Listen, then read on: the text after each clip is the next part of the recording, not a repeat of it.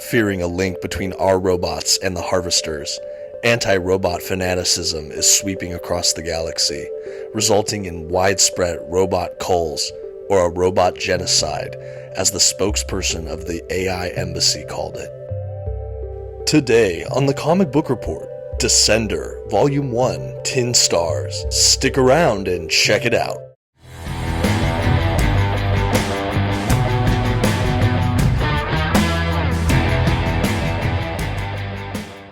Greetings all, my name is Dominic and today you're tuning in to the Comic Book Report, where we review comic books and graphic novels so you can get an idea of what to read. And today I'm venturing off my beaten path a little bit and checking out this modern science fiction series from Jeff Lemire and Dustin Nguyen. Over the years I've heard a handful of really good things about Descender, but I've never gotten around to checking it out. So I picked up this trade recently and I thought I'd give it a read, and I'm excited to go ahead and review it for all of you today. So buckle up and let's go get started. First, some quick facts about today's collection. Descender was written by Jeff Lemire and illustrated by Dustin Nguyen. The issues collected were first published by Image Comics beginning in 2015. This volume itself collects Descender issues 1 through 6, and this trade paperback comes in at 160 pages. At this time, I'd like to issue a brief spoiler warning. I will be flipping through today's collection and commenting on plot points throughout. You've been advised. Okay, and here's our first look at Descender Volume 1, 10 Stars. This is a standard-sized trade paperback with glossy print pages. And right away, love the cover art. This is what really grabbed me initially when I first heard about Descender, seeing this robot boy in front of the moon. I just thought it was gorgeous and really captivating. Couldn't wait to see what it's about. You can see as well on the back of the trade paperback, you see more of Nguyen's art. This whole book is watercolor looking. I think it's just straight up watercolor art.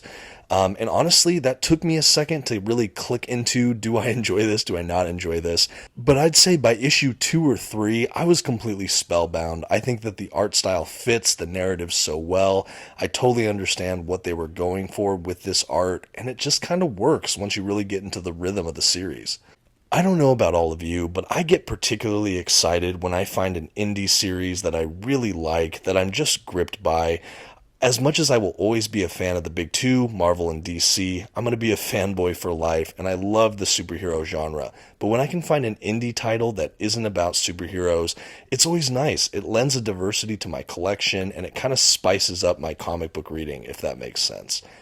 To that end, I was so excited when I finally decided to go ahead and pick up Descender Volume 1. I've been an on-again, off-again fan of Jeff Lemire over the years. I've liked him, I've never disliked him, but I don't always go out of my way to pick up his new books. That being said, I was aware that this was considered kind of a modern sci-fi classic, and I've always been curious about it. Like I said, seeing that image of that little robot boy looking at the moon, I've always just been curious. So I finally went ahead and bought the trade, and I've loved it. Just some background, the basic premise of this series, and you see this in the opening few pages of this trade paperback, is that in the kind of near, not so distant future, in a kind of technological society where robots are fairly common, there's a lot of high-tech modernizations, things like that.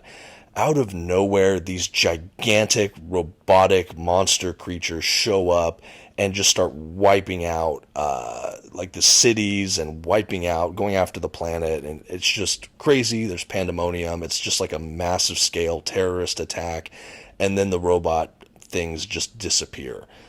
They named them the Harvesters. They don't know much about them whatsoever. They don't know if they're going to return. They don't know why they did it. They don't know anything other than they were just gigantic robots that killed a bunch of humans. Because of that, the main planet as well as the other coalitions of nearby planets, a lot of them kind of branch off and do a giant robotic cull, which just getting rid of like mass scales of just robots from all over the place. And this is set, I think, 10 to 15 years later in this world that has changed after these attacks. So far, there's been no word about the Harvesters or anything like that. Robots are kind of an endangered species or kind of a second-class citizens, really thought of derogatorily. And we kind of have this band of misfits. We have this guy who allegedly created a bunch of the future robotic technology, and they think they discovered a link between the kind of robots he developed and these harvester killing machines. On top of all that, they think that there's actually a remnant of these robots that he made, even though they think all of them were destroyed.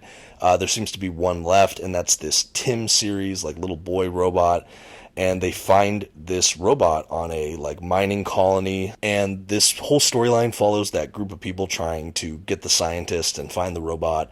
And it also follows the little robot boy who wakes up with no real memory of what happened, other than now the family he kind of served with as a friend and almost son in this family, they're all dead or missing, and he doesn't know what's happening. He's hunted by these other kind of mercenary robot killing people, and it's kind of a race on who's going to find him and then what to do now.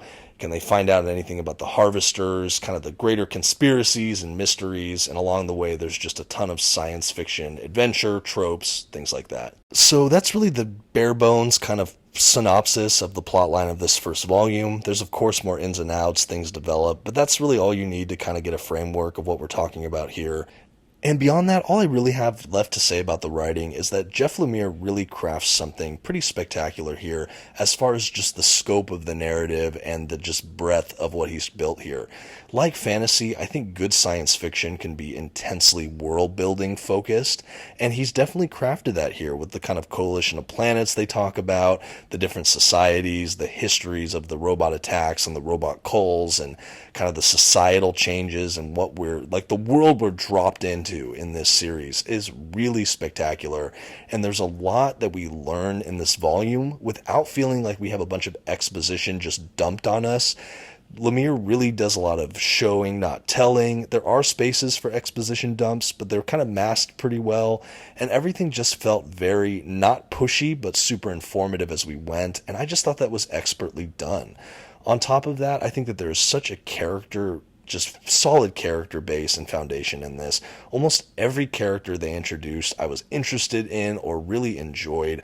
I think that they set the roots pretty deep, and I cannot wait to see how the relationships develop, evolve, and who these characters become across this whole narrative. But there's so many fun characters. I love the little boy robot Tim. There's this kind of innocence and joy about him in spite of all these hardships, and I just find that really great. The scientist is kind of a compelling, kind of duplicitous, like sad character that I enjoyed. And then there's also this digger robot that like hates humans and is kind of homicidal and really gnarly, who kind of befriends Tim. He's a really fun character. It's just kind of this brute, kind of tanky sort of character. Really fun throughout. And I just think that it was so well done and really set the stage. And I'm so eager to read more of it. But I will say, I don't know where this book would be if it wasn't for Dustin Nguyen's artwork. It really lends something super unique. And I'll be honest, I think there's going to be people that immediately love this watercolor art style, and there's going to be people that hate it and just can't get over it and won't read this book because of it. And I totally understand that. I was somewhere in the middle camp when I picked up Descender. I think it was enough that I was intrigued by it, but I didn't immediately love it. And after the first issue, I actually set this trade paperback down, and I was kind of unsure about when I'd finish it, if I wanted to, because I just wasn't grabbed by the first issue. But then I read the second issue, and I was hooked. It got a lot more smaller in scope, following the boy and the smaller teams versus this big old robot attack.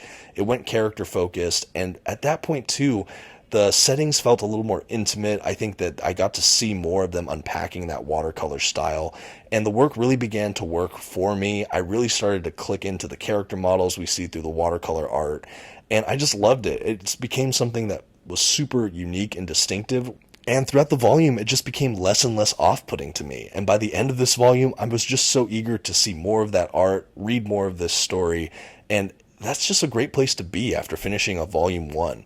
And I think that now all that's left to do is give this trade paperback a grade. For the impressive scope of the world building, the incredible solid cast of characters, and some gorgeous art, even if it's not to everyone's taste. The Comic Book Report is happy to give Descender Volume 1 10 stars by Jeff Lemire and Dustin Nguyen a B. This was a great start to what I'm sure is an impeccable science fiction comic book series. If you're a fan of Lemire, I think this is a no-brainer for you. If this watercolor art looked interesting, I guarantee it's worth checking it out. Have you read Descender? Let me know in the comments below. And until next time, this has been the Comic Book Report. Thank you so much for stopping by. Don't forget to like, leave a comment, and check out some of my other videos. Have a good one.